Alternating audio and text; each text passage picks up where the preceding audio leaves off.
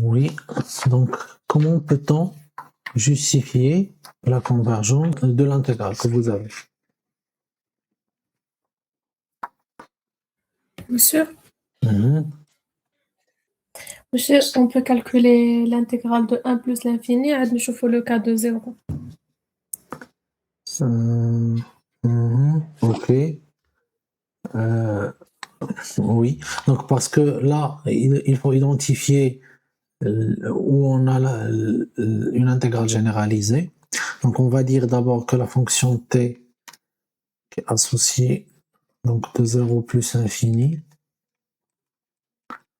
est continue, sinus t sur t est continue sur 0 plus infini. Ça, c'est la première chose. Après, donc on identifie où on a une intégrale généralisée. On a une intégrale généralisée. Donc là, je regarde où, les points où la fonction n'est pas définie. D'accord? Donc par exemple, là, c'est en 0. Vous voyez? Donc là, donc c'est 0. Et toujours, si vous avez l'infini, donc vous devez le citer. D'accord? Donc en intégrale généralisée en 0 et au voisinage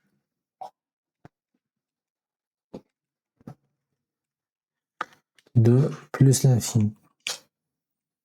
Ok, donc là, on sépare notre problème. Donc l'intégrale de 0 à plus infini de sinus t sur t dt converge, si seulement si. Donc je dois laisser juste une borne où on a une intégrale généralisée. Je ne vais pas travailler avec les deux.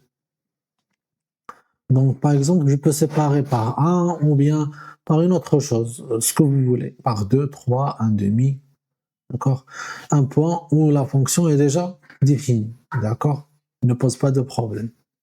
Donc je choisis 1. Donc l'intégrale de 0 à 1, sinus t converge, et l'intégrale sinus t converge. D'accord? Donc maintenant on doit traiter les deux. Si on a la convergence des deux, c'est bon. Si on a au moins l'un des deux diverge, donc cette intégrale sera divergente. Oui, donc on travaille sur ça. Donc on a un problème au voisinage de 0. D'accord? Donc au voisinage de 0, qu'est-ce qu'on a? Comment je peux justifier? Est-ce que ça converge d'abord ou non? Normalement, la question qui se pose, montrer que ça est convergente. Donc je dois justifier que ça est converge.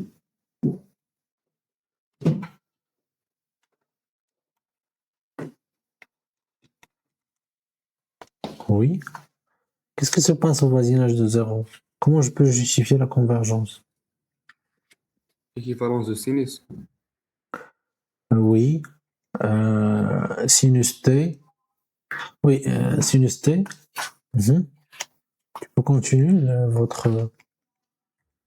Sinus t est équivalent à t. Donc Après, l'intégrale de sinus t sur t est équivalent à l'intégrale de dt. donc sinus t sur t est équivalent sur t équivalent à...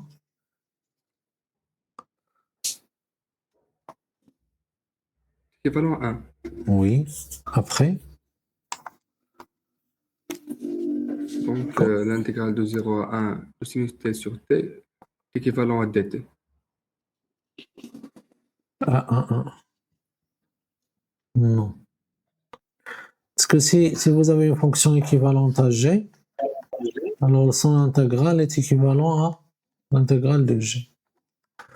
Réponse est non. Vous n'avez pas ça. Ce que je peux dire, c'est que les deux fonctions sont de même nature. Bien, les deux intégrales de même nature. L'intégrale de f et l'intégrale de g sont de même nature. Mais je peux dire équivalent que l'intégrale de f est équivalent à l'intégrale de g. D'accord? Mais il faut préciser. D'accord? Vous avez des cas, ça dépend de la convergence, ça dépend de plusieurs choses. D'accord? Et d'abord, la fonction g doit être positive. D'accord? La fonction g que vous avez là doit être positive. Dans ce cas, vous aurez l'équivalence, mais l'équivalence soit du reste, soit de l'intégrale partielle. Oui, qu'est-ce que je peux dire là? Donc là, déjà la fonction, oui, vous pouvez utiliser ça parce que la fonction g est déjà positive ici. De 0 à x. D'accord? Donc faites attention à ça. Ok, donc de 0 à x, oui, c'est juste ça. Donc l'intégrale de 0 à 1 de sinus t sur t dt et l'intégrale de 1 dt entre 0 et 1. Or, l'intégrale suivante de 0 à 1 dt convergente, donc l'intégrale de 0 à 1 dt convergente. D'accord? Donc ça, c'est une rédaction 1. Vous avez une autre rédaction. Tu peux par exemple dire que la limite existe. Si vous avez la limite existe de cette fonction, ou s'il est borné, d'accord? Donc, au voisinage du point où vous avez l'impropreté, tu peux dire que l'intégrale aussi est convergente. Donc ça, c'est la rédaction 2.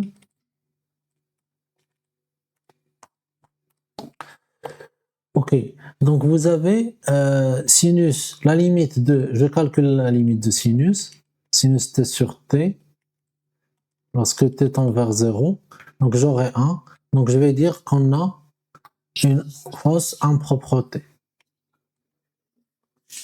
Une fausse impropreté. C'est-à-dire que cette fonction-là, elle est prolongeable par continuité en 0. D'accord? Donc tu peux passer de là, c'est-à-dire que t qui appartient à 0,1 associé à cette fonction est prolongeable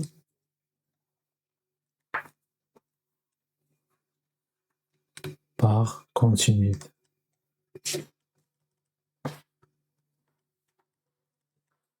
En 0. Directement, donc l'intégrale suivante de 0 à 1 sinus t dt existe. Donc ça, c'est la deuxième rédaction. Ok, maintenant on prend l'autre, de 1 plus l'infini. Donc maintenant, au voisinage de plus l'infini. Donc l'intégrale de 1, donc d'abord soit x supérieur strictement à 0, à 1, d'accord, et je calcule l'intégrale de 0 à x. Il y a une intégration par partie naturelle, d'accord, que vous connaissez déjà. Sinus t. Attention d'utiliser l'intégration par partie comme ça. Par exemple, 1 plus l'infini, et je calcule dt égale à les crochets moins l'intégrale. D'accord? Ça, on ne l'utilise pas. D'accord? Comme ça, vous m'avez compris. Donc ça, vous avez une idée concernant la fonction u et la fonction v'. Monsieur, on prend U, il y a 1 sur T ou V' sinus de T. Oui. Donc, pourquoi ce choix? Donc, c'est pour augmenter le degré du dénominateur. Ok, donc vous avez ça, moins 1. Et l'autre, comment je peux le faire? On va le montrer absolument convergent. Exactement. Donc, ça, il est majoré par 1 sur t au carré. Or, ça, c'est une intégrale de Riemann convergente.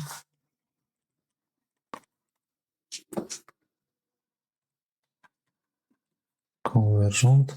Donc, d'après le critère de comparaison des fonctions positives. Donc, d'après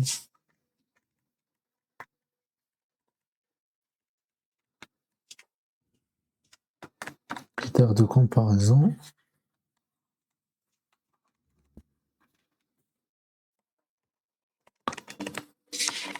il est utilisable juste pour les fonctions positives, d'accord? On obtient que cette fonction, l'intégrale de sinus, intégrale de cosinus t sur t au carré dt est absolument convergente entre 1 et plus infini. Et donc convergente. Donc, l'intégrale suivante est convergente. C'est bon. Donc c'est comme ça, on a montré. Et par suite, là, je vais dire, conclure que cette fonction est convergente.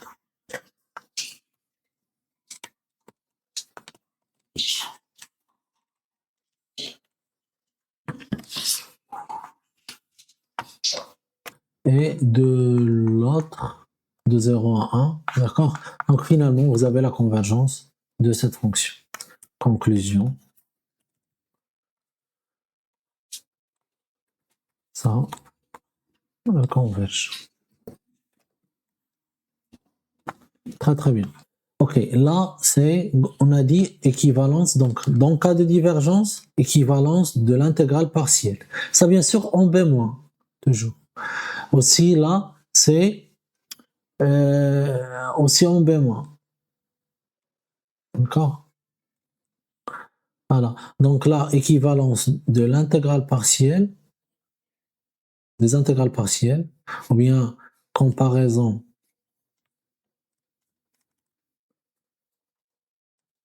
des intégrales partielles.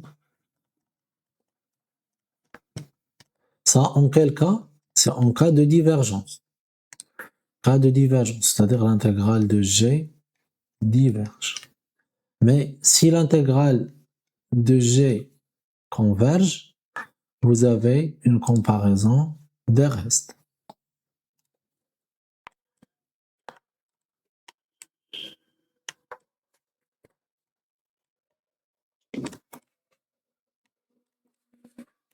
Et comparaison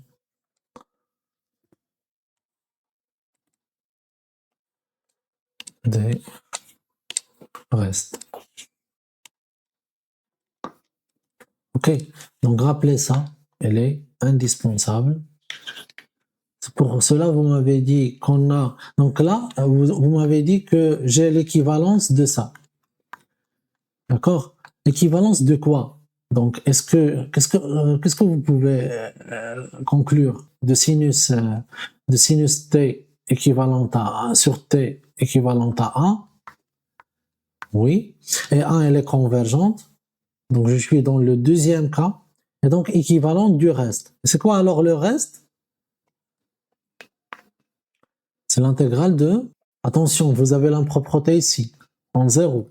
C'est comme si les bords sont inversés. Là, c'est en B-.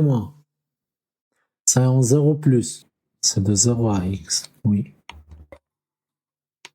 Vous voyez, il est renversé. Le reste, c'est de 0 à x, ici. Ici, de a à x. Donc là, pose phi, c'est sinus t sur t. Et n appartient à n, montrer que un est majoré par ça. Oui, donc je vais fixer un n. Allez-y, quelqu'un peut m'aider? N pi, n plus 1 pi.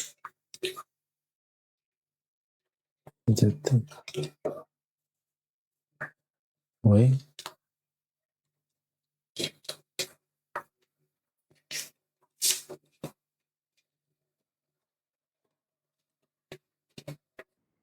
On va utiliser le fait que t est inférieur à n plus 1 pi. Ah oui, très bien. Donc lorsque j'inverse, ça sera plus grande. Plus grand. Voilà, donc ça, elle est sinus t sur n plus 1 t de t. N plus On peut faire changement de variable. 1, changement de variable.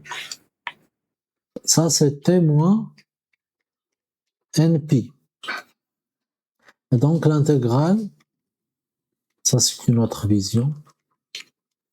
L'intégrale de np, n plus 1 pi de sinus t,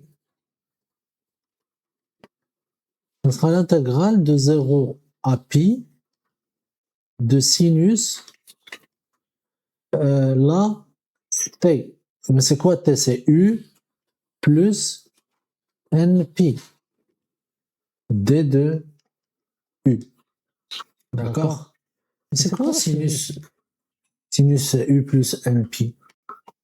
Ok? Et cosinus np, c'est moins 1 à la puissance n u.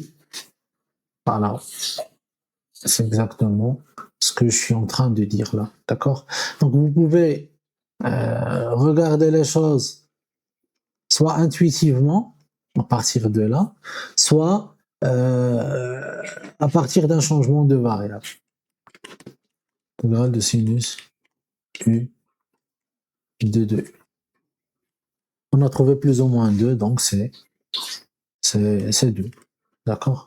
Et donc ça donne 2 de plus 1 fois pi. On déduire la nature de sigma un.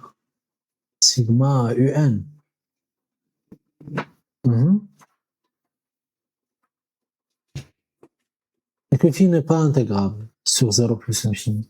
On peut entrer la somme sur l'inégalité. Très bien. Comparer avec l'harmonique. Exactement. Oui, donc je somme. Donc la somme de k varie de 0 à n de l'intégrale de k pi et k plus 1 pi de phi de t. Ça, il est supérieur ou égal à la somme de sur k plus 1. K varie de 0 à n. J'ai fait un changement d'indice. Le K maintenant, il démarre de 1 à n plus 1. Sigma. Or, la série suivante est divergente. D'accord? Sigma de 1 sur K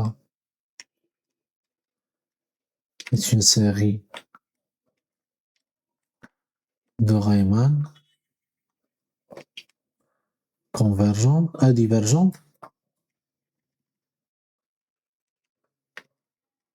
Donc, la limite de n tend vers plus infini de sa somme partielle, c'est-à-dire cette somme-là, ça donne plus l'infini. Ça, c'est là n plus 1. Ça, c'est plus infini. D'où, puisque la limite de ça, c'est plus infini, donc la limite de ça. Ah oui, ça, il est aussi calculable déjà. D'accord?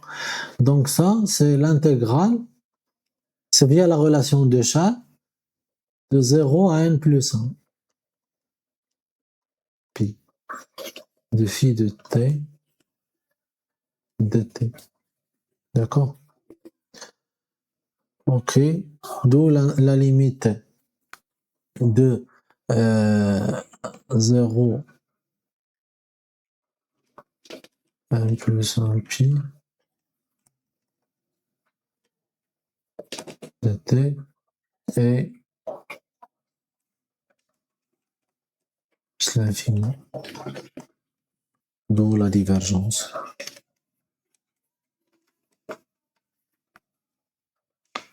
de l'intégrale suivante. Ok. De 0 pi sur 2 associé sinus 2n plus 1 pi sur sinus de t est continu. D'accord? Sur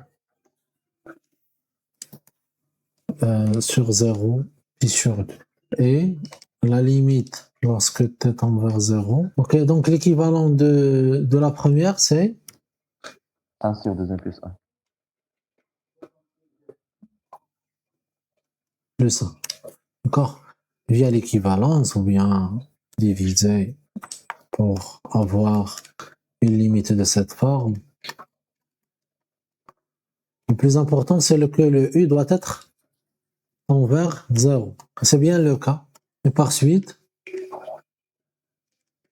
la fonction est prolongeable par continuité. Donc, cette fonction, je la note f est prolongeable.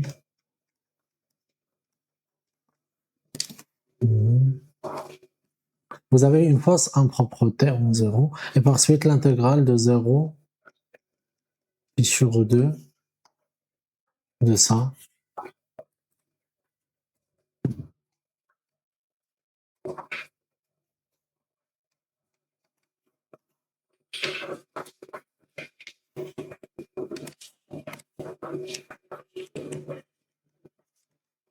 Existe. Très bien. Donc, IN existe. C'est tout. C'est ça, IN.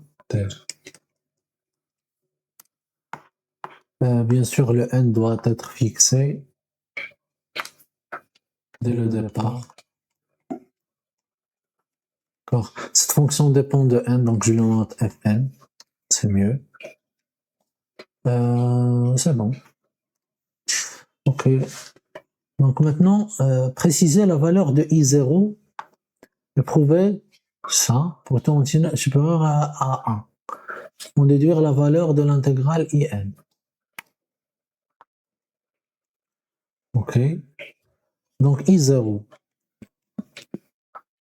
c'est l'intégrale de 0 puis demi de quoi? Sinus de t sur sinus de t. C'est 1.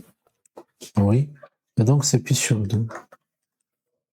Ok. Et prouver que I1 plus 1, donc soit n supérieur ou égal à 1, on a I1 plus 1, ou bien IN moins 1 égale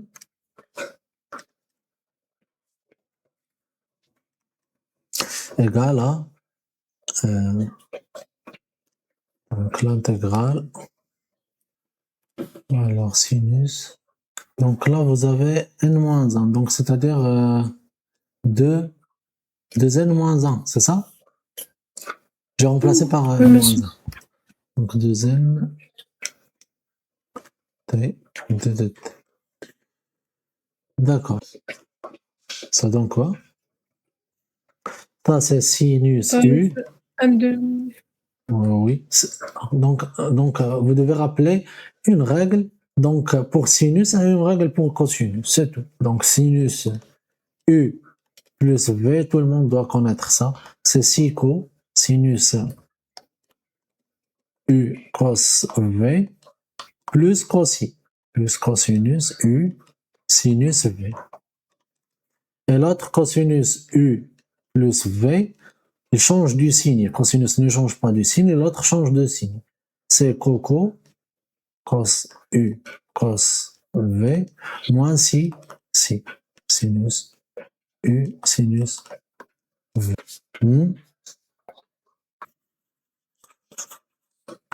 Normalement, vous devez retenir ça, d'accord? C'est indispensable. Cosinus 2nt, sinus t. Mais j'ai déjà le sinus t dans le dénominateur. Donc, c'est l'intégrale de cosinus 2nt avec un 2, 0 puis demi, d de t. Oui. Et je dois calculer ça. C'est quoi cette intégrale? Ok. Donc, en déduire la valeur de IN. Vous avez IN égale à IN moins 1. On utilise somme télescopique. Lorsqu'il vous demande de trouver le terme général, oui, tu peux travailler avec ça. Mais dans les sommes télescopiques, vous aurez que des zéros. D'accord? La somme des IK plus, vous aurez comme ça IN moins I0 égale à la somme des IK moins 1. Avec K varie de 1 à N. Mais ça, c'est 0. Tu as raison. Et donc ça donne 0. Sinon, tu peux dire que, ou bien, c'est-à-dire IN égale à I0. Et donc, quel que soit N appartient à N, IN égale à pi demi. Donc, c'est une suite constante. On peut vérifier ça juste du premier argument, d'accord, que vous avez là. Donc, on peut dire que IN est constante. Et vous, pi demi. IN, une suite constante.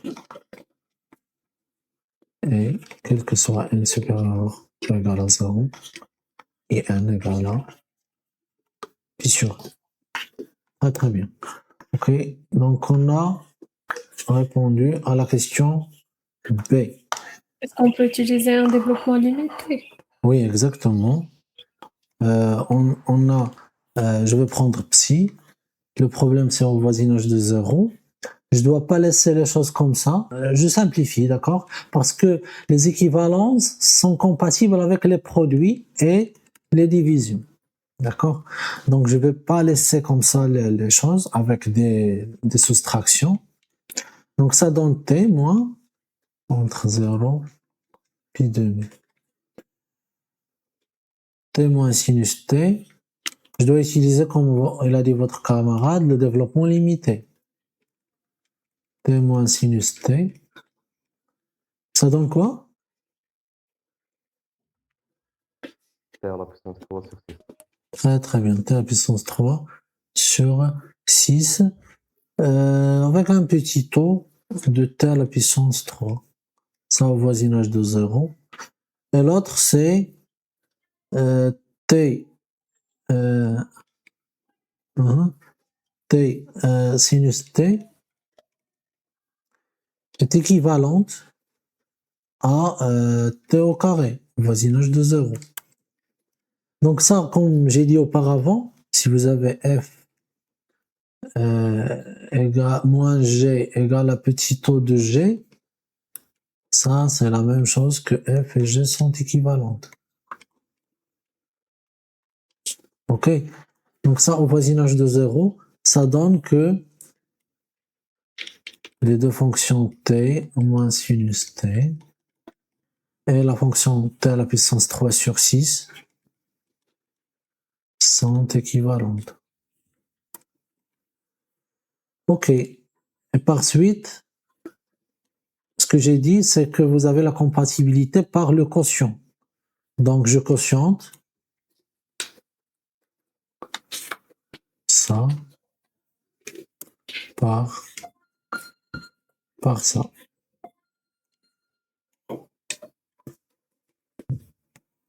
Sinus t envers 0. Donc ça donne t carré, non, c'est t sur 6.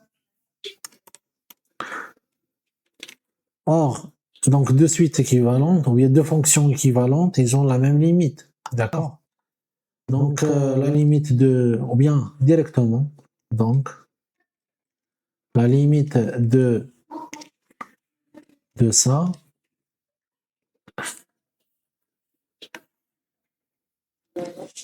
c'est exactement, parce que t tend vers 0, c'est exactement la limite de t sur 6. Et donc c'est 0.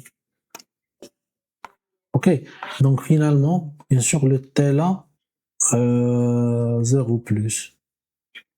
D'accord?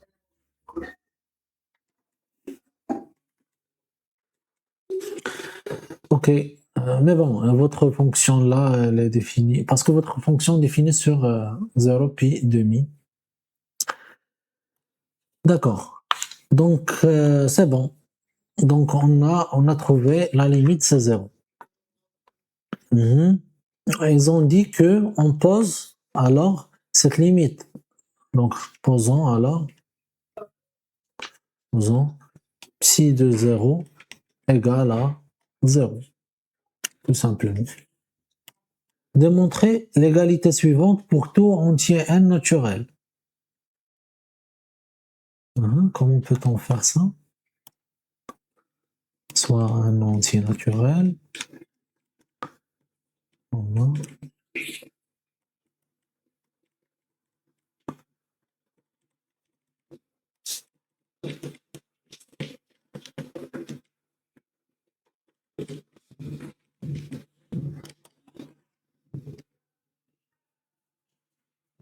Mhm.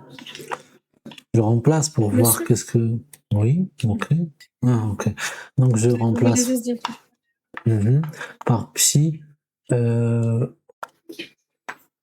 Psi c'est ça. Ok. Après, je multiplie sinus.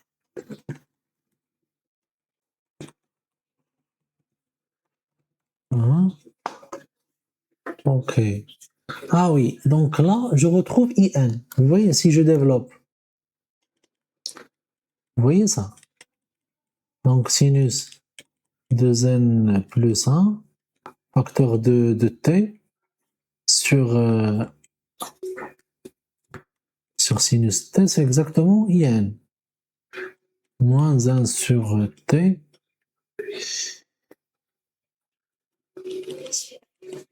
De n plus 1. T sur t. Oui.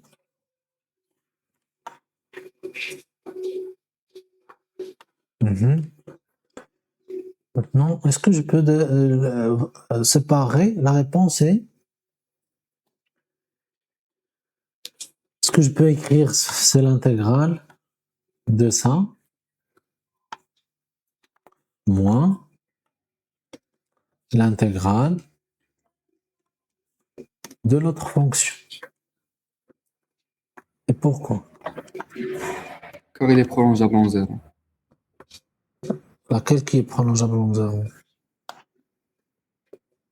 La première fonction. Ça. Oui. Ah oui, c'est dû à l'existence. Mais vous avez déjà démontré l'existence. C'est grâce à l'existence de IN. C'était dans la question... Ah oui, la question 1. 1A. Justifier que pour tout n, l'existence de l'intégrale. D'accord? Donc là, tu peux juste citer là, sous réserve de l'existence. Sous réserve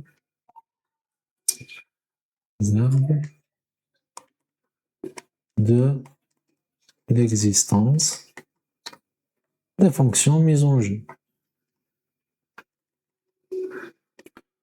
Des intégrales mises en jeu. Des intégrales mises en jeu. Ok. C'est-à-dire que cette intégrale existe. Ce que je veux dire, c'est que cette intégrale existe et l'autre aussi existe. Donc je peux séparer. Attention, dans des intégrales généralisées, tu ne peux pas faire u plus v de t égale à l'intégrale de u plus l'intégrale de v. Si vous n'avez pas de convergence. Si vous êtes dans le cas d'un segment, oui, tu peux faire ça. Des fonctions continues, pas grave. Mais avec des intégrales généralisées, non. Je crois que vous m'avez compris. Ok, la première c'est IN. D'accord? Cette expression, ce n'est rien autre que IN. IN, on a déjà trouvé sa valeur, c'était pi sur 2. Moi, il nous reste l'autre. D'accord? Ça. Pi demi. Ok. Ah, on n'a pas encore fini, donc on doit Vers quoi? Comme ça, on s'en variable. Oui, un changement de variable. Lequel? U égale à. Pour trouver ça, U, c'est, je pense, ça, c'est 2n plus 1 C'est plus 1 fois t. t. Ok, donc c'est pi demi moins l'intégrale sinus U. Là, vous aurez bon, vous aurez des simplifications ici, d'accord, sur U, d de U. Parce que la d de U, c'est 2n plus 1 d de t. D'accord? Et t, déjà, c'est 1 sur. D'accord? 1 sur ça. Bon. Donc, vous aurez avec des simplifications sinus U sur U. Donc là vient un changement de variable. Changement. Variable. Et les bords, lorsque t égale à 0, U égale à 0. Je remplace ici. Lorsque t égale à pi demi, U égale à 2n plus 1 facteur de pi demi. C'est ça ce qui est demandé? Oui.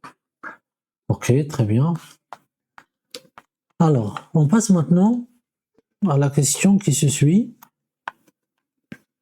Lemme de Riemann-Lebesgue pour les fonctions de classe C1. On considère une fonction g de classe C1 sur un segment 0 pi demi dans R,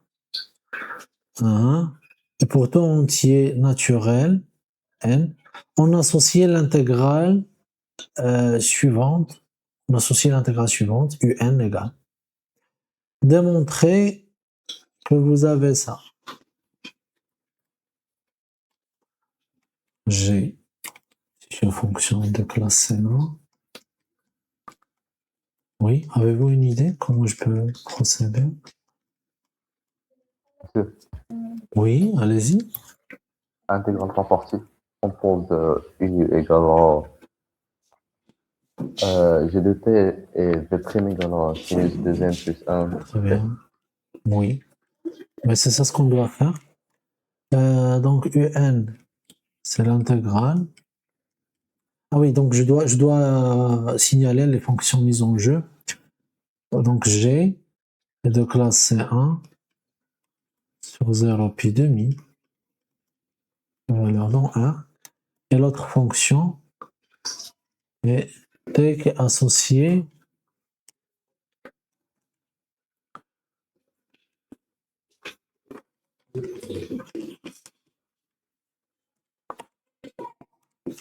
sinus 2n plus 1 T.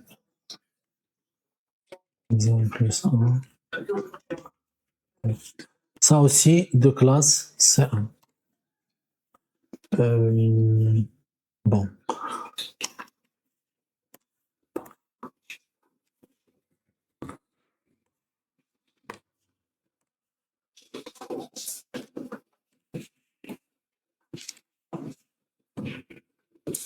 Donc une intégration par partie conduit à, et je calcule maintenant. Lorsque je parle de la rédaction, vous devez écrire comme ça, comme je suis en train de faire, d'accord? Ce ne sont pas des accessoires, ce sont des arguments indispensables. Dans votre brouillon, faites ce que vous voulez.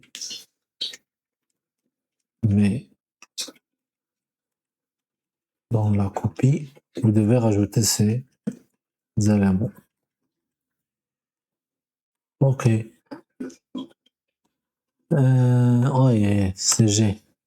Ici, G de T. Ok, donc on a dit on va prendre, ça c'est U, et ça c'est V'. Oui, et ça c'est l'idée la plus naturelle pour avoir 2n plus 1 au dénominateur, n'est-ce pas? Donc, ça donne g de t. Primitif de ça, c'est cosinus. 1 plus 1. 2.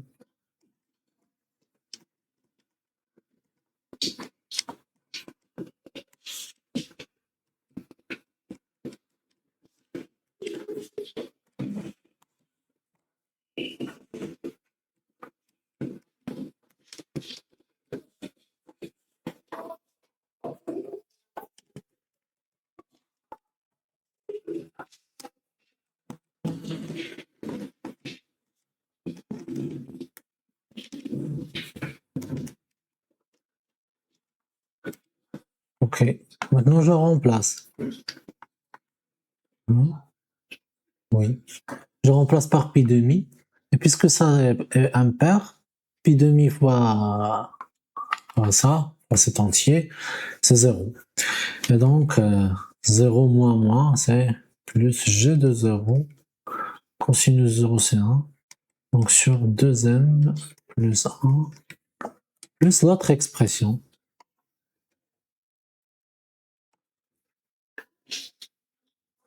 Ok. C'est bon. Donc, on a répondu à la question. Voilà. Donc, on passe maintenant à la question B. À l'aide d'une majoration convenable, dans cette dernière intégrale, on déduire la limite de un, parce que n tend vers l'infini. Ça, sa limite, c'est 0. Et on doit regarder c'est quoi cette limite. On majore ça par 1, j'ai pris, oui, classe 1. Donc, G' et continue.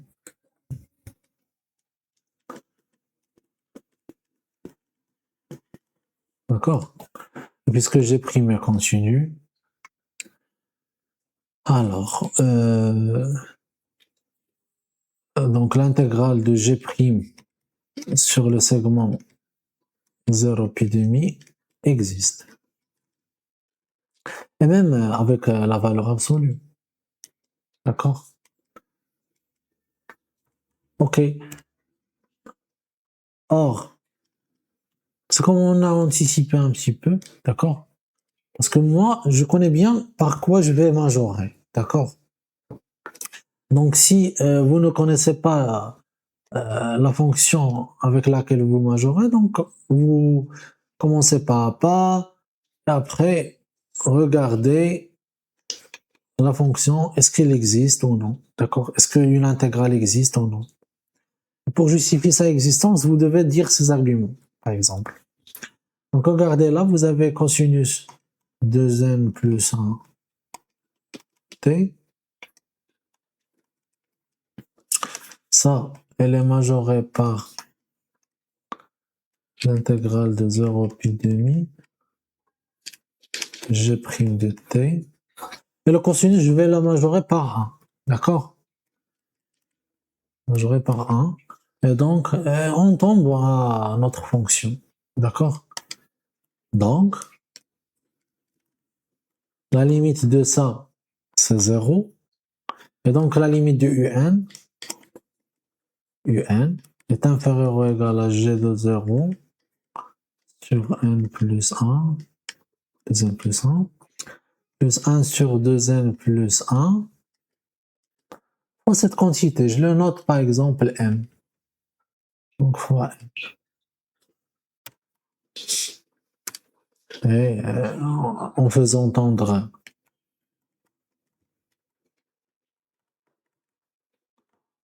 n à plus l'infini, on obtient, après les théorèmes d'encadrement, que un en valeur absolue tend vers 0. D'où, si la valeur absolue de un tend vers 0, donc un aussi tend vers 0. C'est ça ce qui est demandé. Déduire la limite de un quand 1, oui. Très très bien. Ok, donc, d'accord. Après, montrer que la fonction psi La fonction continue psi introduite dans la question 1c, ici,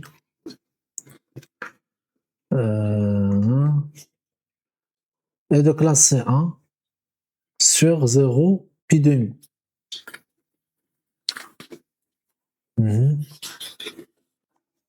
Mais si t égale à 0, et donc je peux dire que ça c'est t sur 2, c'est ça? Sur 6. C'est ce qu'on a trouvé auparavant, n'est-ce pas? Est-ce que vous êtes avec moi? Oui, monsieur. Oui. C'était sur 6. Ok, donc c'était sur 6. Et donc là, je peux dire que la soustraction égale au voisinage de 0 t sur 6 plus petit taux de t. D'accord. Donc, votre fonction, vous pouvez même travailler avec en 0. D'accord.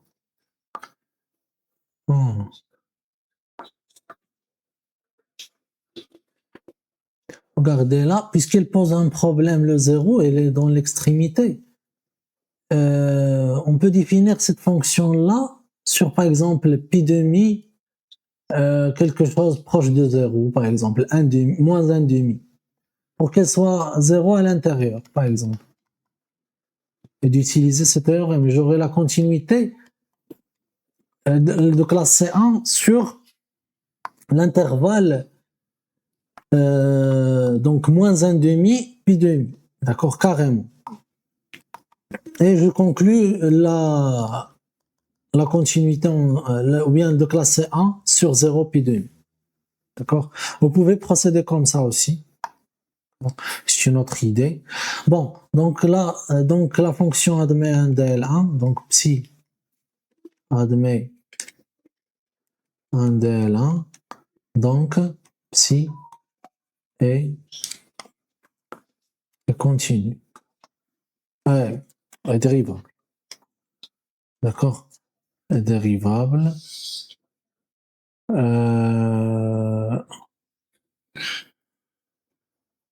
Oui. Elle est dérivable, est-ce que je peux dire qu'elle est de classe 1? C'est le problème.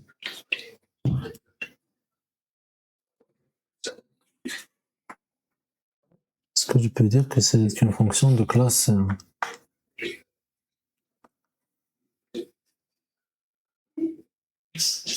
Oui, qu'est-ce que vous pensez? Si admet un DL1,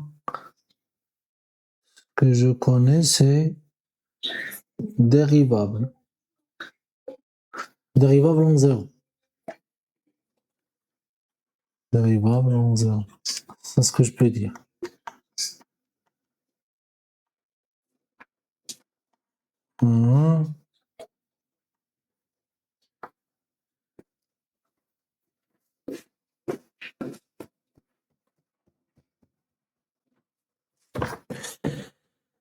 Alors.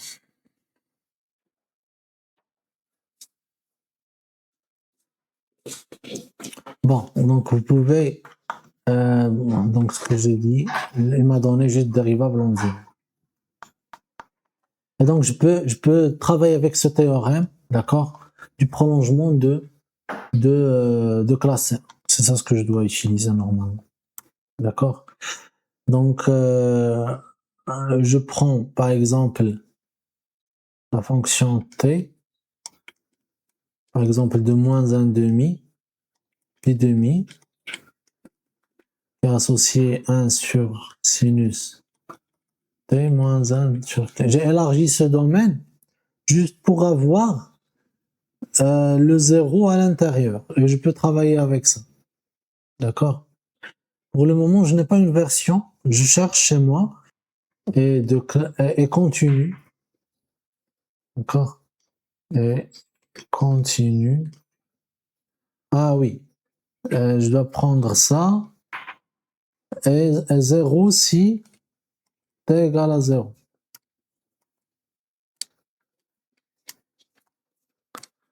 si t maintenant dans moins 1 demi, pi demi, privé de 0.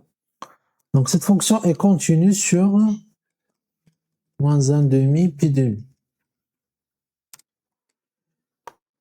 D'accord? Parce qu'on a un problème juste en 0. Et vous avez, je le note h, et la limite de h, ou bien de t envers 0 de psi 2 prime de t, d'accord? Donc je suis en train d'appliquer ça, à la limite de f' égale à n. Mais c'est quoi psi prime de t? Est-ce que quelqu'un... Égal à 1 sur 6. Ah oui, égal à 1 sur 6, d'accord? Ok, et donc existe, d'après le théorème de prolongement de classe C1,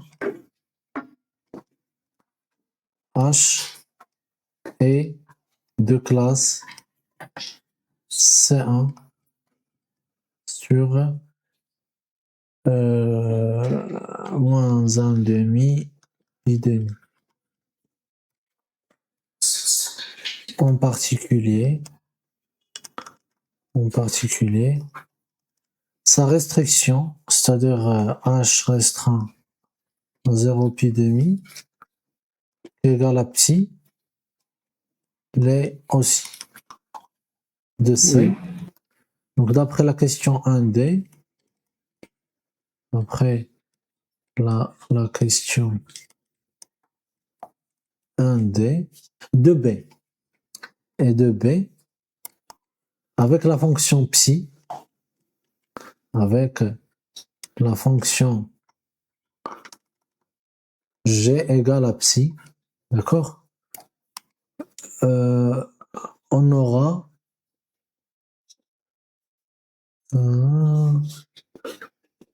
oui c'est ça, avec g égale à psi, on obtient que la limite de ça, c'est exactement un, d'accord? Donc la limite de un c'est, d'accord, c'est 0.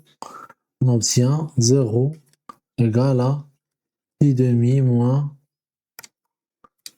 la limite lorsque n tend vers l'infini de 0 2n plus 1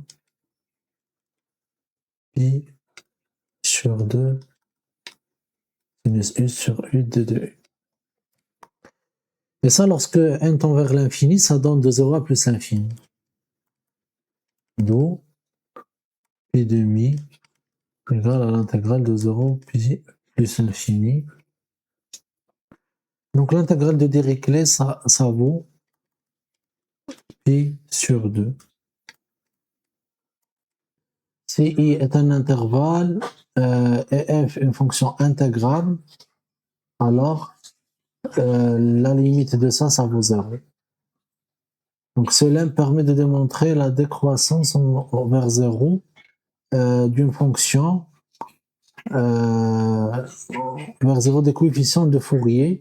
Il est particulièrement facile à prouver si f est de classe C1 sur AB. C'est ça ce qu'on a fait.